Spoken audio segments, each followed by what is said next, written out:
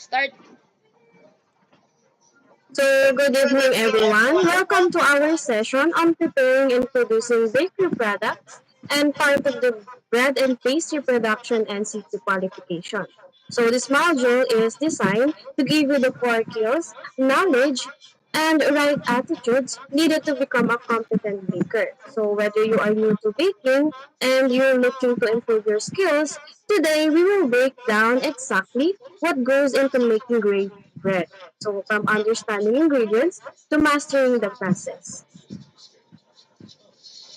So, before we start, let us know what is our lesson outcomes. So, the students will be able to learn the main fundamental ingredients and explain their unique roles. Next one is to demonstrate the correct methods for kneading, cooking, and baking. And last one is to implement strict hygiene and food safety standards throughout production. So first, let us understand why bread is such an important product. So bread is considered a primary food source all over the world. Why? Because it is versatile. So versatile means you can eat it in any meal. It is packed with nutrition and it has a special place in almost every culture. So even though there are 100 types, we classify them into a three main categories based on what we put in them. And we will look at examples of each. First is we have the lindo. This is the simplest type. So very low yung fat and sugar nito. And yung example nito is the French bread. And crust nito, chewy and focus talaga siya sa flavor lang ng dough. So next one is the soft dough. So yung dough na to is medium enriched siya. So dito nag-add na tayo ng a little bit of milk, sugar, and fat. So, yung mga ina-add natin doon, this makes it soft and tender. So, perfect siya for dinner rolls or sandwich loaves. Next is we have the enriched dough.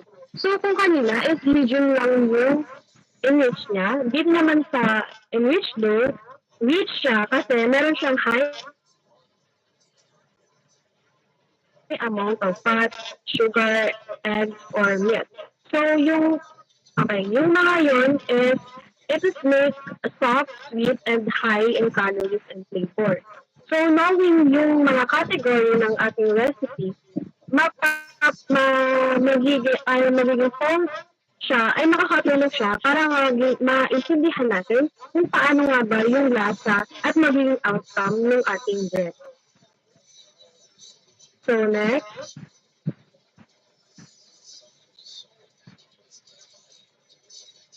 Next is the foundation or the key component.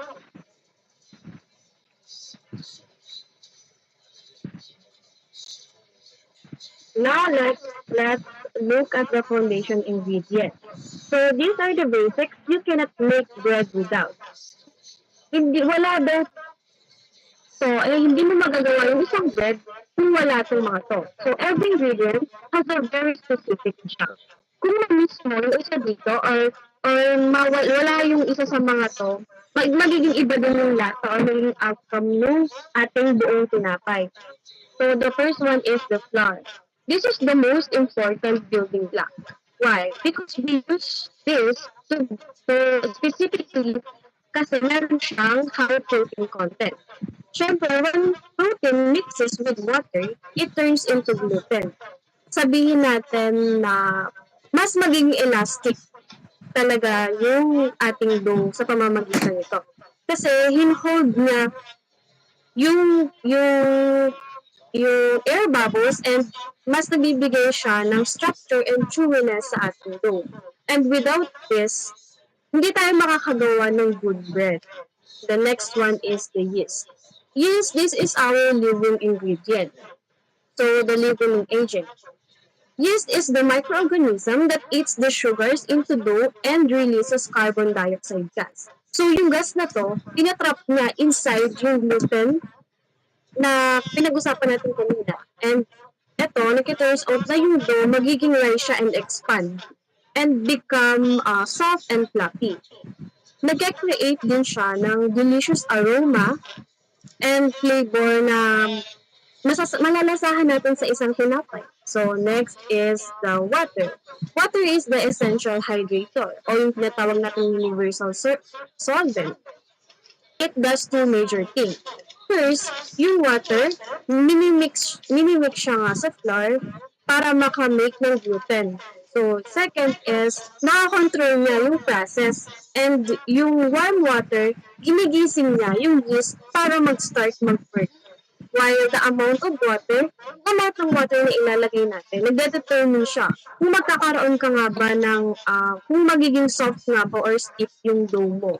And it acts the temperature regulator of your dough. Next is the enhancers or the role of additives. First, let's talk about the salt.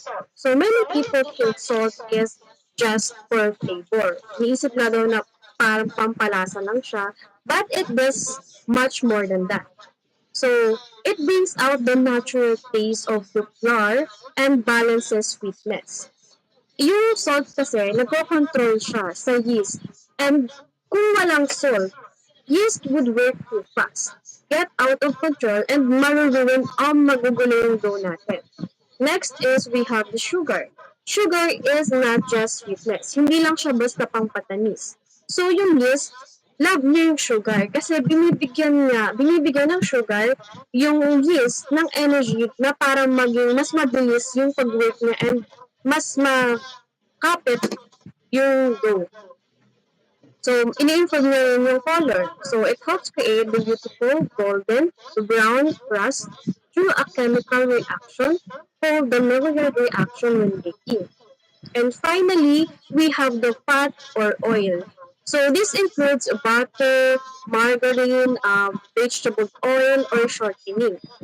So, tenderize the crumb, fat coats the gluten strand, making them softer and more flexible. So, this makes inside the bread tender. Ginagawa nitong mas tender or yung soft, yung inside ng bread para mas madali nating manguya yung isang tinapay. So, every single one of these ingredients changes the dough. So, measuring exactly, kailangan nating ma-measure talaga ng tama yung paglagay nito sa ating dough. So, next is we have the kneading the dough. Now that our ingredients are measured and mixed, we move to the most physical part of the process, or the kneading. As you see here, kneading is simply the process of pressing, folding, and pushing and stretching the dough with your hands or machine. Bakit nga ba natin ginagawa yung kneading? So, kneading is the step where we develop the gluten network.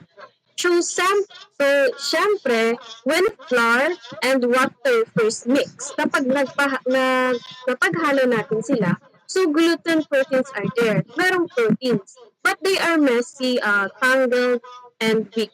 Yun nga. Pero syempre, dahil na messy sila and weak, sa pamamagitan ng kneading, we align those proteins into long, strong, and stretchy strands. So, isipin natin na para lang tayo nag-build ng net or web. Siyempre, kapag once the strong network is built, it become elastic. It is strong enough to hold its shape, but stretchy siya enough to trap all the air bubbles produced by the yeast during cooking. So, kapag hindi mo nga siya na need ng maayos, yung gluten natin mahina siya. So, yung gas makakapasok sa loob ng tinapay natin. And mag-end up na flat, heavy, or dense bread siya. Ganun. Pero pag na-need mo naman siya ng maayos, you build the structure needed to give bread a high volume, soft texture, and nice elasticity. So last, we have the hygiene and food safety. Now, before we even touch the ingredients or equipment, we must talk about the most important rule in any kitchen. So hygiene and food safety. It doesn't matter how good your bread tastes. Kahit pa masarap yung tinapay mo, kung hindi naman to safe and malinis, it is not good enough to eat. So there are three things you must always follow. The first one is the personal gear. So you are part of the kitchen equipment. Siyempre, kailangan natin suotin yung kitchen apron natin, yung hair resistant and or cap natin. And kailangan natin gumamit ng heat-resistant gloves when handling the hot items. Kasi hindi lang yung bread natin or yung product natin yung pinoprotect nito. Pinoprotect na din yung sarili mo. Yan. Next is sanitation. So, cleanliness is constant. You must sanitize all workspaces. Yung katulad ng table and tools before you start. Hindi lang before you start After you finish din, kailangan yun syempre. Kasi this prevents bacteria from growing and keeps our products safe to eat. Last is we have the safety. Safety, the bakery has hot ovens. Yung mga bakery may mga hot ovens daw, hot trays, and heavy equipment. So we must always use oven mitts or dry cloths when handling baking sheets or pan. Huwag nating kahawakan yung mga hot surface directly talaga. Kasi safety prevents accidents and keep production running smoothly. So, kapag pinalo nga natin yung rules na yon, syempre, mas magiging maganda yung outcome and product and safe din tayo. So, yun lang for today, class. Thank you so much for listening. Next is we have to move on to attendance. Thank you so much. Thank you po. Thank you.